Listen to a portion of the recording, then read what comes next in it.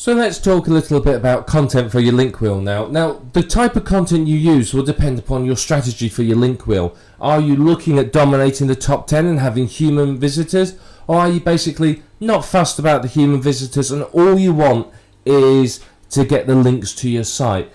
If you really want human visitors and you want to rank well, then you need unique content. It has to be well written, unique content, either written by yourself or outsourced. It doesn't matter which. If you're outsourcing it, be prepared to pay sort of $10-ish for decent quality content. Now, if you're creating, say, a 10 link wheel, a 10-spoke link wheel, each one maybe has 2 pieces of content on it, that means you need 20 unique pieces of content. Now, this isn't, particularly practical because it's going to take you a couple of days to write it, or it's going to cost you a couple of $100 to outsource it. So what you might do is you might get 2 or 3 unique articles written, and then spin it or something else to stretch the content out so you can use it in your link wheels. Now, the last thing you want is for all your link wheels to be identical in content if you are expecting real people to visit and you want them to read it. If it's all the same, they're going to leave the site very quickly because they're going to go, well, I've seen this already, and go.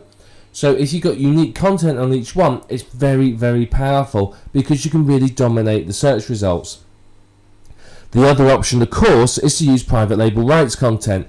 Now, this can be used as is or rewritten, or, as we'll talk about in a minute, spun. It depends upon what you want to achieve. Now, PLR content you're probably going to use if you are not too worried about humans ever really visiting it, because again, you don't want people coming to your site and going, oh, I've already seen this. They've seen it lots and lots of places. You want them to come there, find something fresh, new and interesting, and then obviously come through to your money site.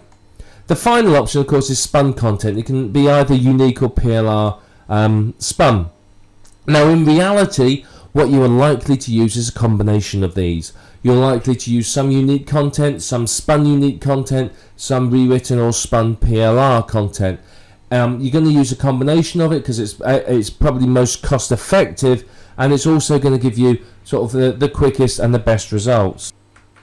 So you're likely to use a combination of this, and it will vary from link wheel to link wheel as to, do you have PLR content that's good enough quality? Do you have access to a spinner? Have you got someone to write the unique content? So it's going to vary. But what I want to do now is just talk a little bit more about spinning the content, because spinning is another thing that people don't really understand, and there's a lot of, shall we say, mystique and a lot of misunderstanding. So firstly, you need a 450 plus word article. You need a decent length article. If it's too short, then it's not really enough content for link wheel. You want something that's good length. About 450, 500 to 600 words is enough. Any longer than that, and you might as well stretch it out a little bit longer and split it into 2. So somewhere between 450 and 600-ish words, and not exact figures. So somewhere around that. Once you've done that, you won't then want to use your particular spinning syntax to rewrite each sentence 3 times. Now, this will vary according to what type of spinner software you're using, but basically you rewrite each sentence 3 times. And you will find that perhaps you can't rewrite all of them. You may find that some of them you can only rewrite once or twice. Other sentences you may be able to rewrite 5 or 6 times. So, 3's are sort of average you're looking for. So some will be less and some will be more. Just if you can rewrite it a number of times, rewrite it that number of times. Then within each sentence that you've rewritten, basically every single one of the sentences, you spin as many phrases and words as you can. So if there's a phrase that you can spin, you spin it. If there's a single word you can spin, you spin that as well. So you spin the single words typically with synonyms and the phrases with other phrases that mean the same. You will spin contractions with the full version, so can't becomes cannot, your becomes you are, there becomes they are, and so on. And what this does is this varies the word length of the article and helps make it that little bit more unique. Now, if you've got numbers, you may spin those between number 1 and the word 1. If you've got lists, you may do those 1, 2, 3, 4, 5, 6, IV, V, VI, and so on, or A, B, C, D, E, something like that. So you got to try and spin as much as you can so it varies and looks different. And if you can do that, then obviously that's going to make the article highly unique.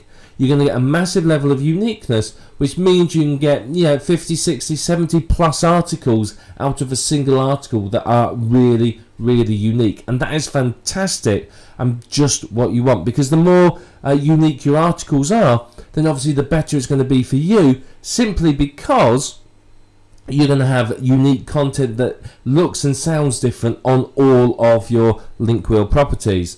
Now, there are automated spinners out there that you can use, and I've experimented with a few of them, and I can honestly say that whilst they do produce a high level of uniqueness, they don't produce content that is readable for humans. There's plenty of words which have many meanings in the English language, which the spinners don't understand the context. They just look at the word and spin that word. They don't understand the context which the word is being used in. So, for example, one niche that I've seen a lot of recently is, say, past life regression. Now, put that into an automated spinner and life and regression will be left alone. But past will be spun to previous, past and previous. And of course, previous life regression doesn't make sense. It's not the same thing. And there's many other examples like that. So you can use an automated spinner if you're creating canon fodder that's just for the search engines and you don't care about real visitors ever actually seeing it. And if you do that, then obviously be aware that it's not going to read properly and it's not going to make sense. But if you follow through what we've talked about here for spinning your Linkwheel content, then you're going to find that it's very, very good. You're going to get some really, really good unique content. That means your Linkwheel is going to be unique. So that means that every single site can rank very, very well, and you are much more in the chance of dominating the search engine results and really, really, being the number one player in your particular niche.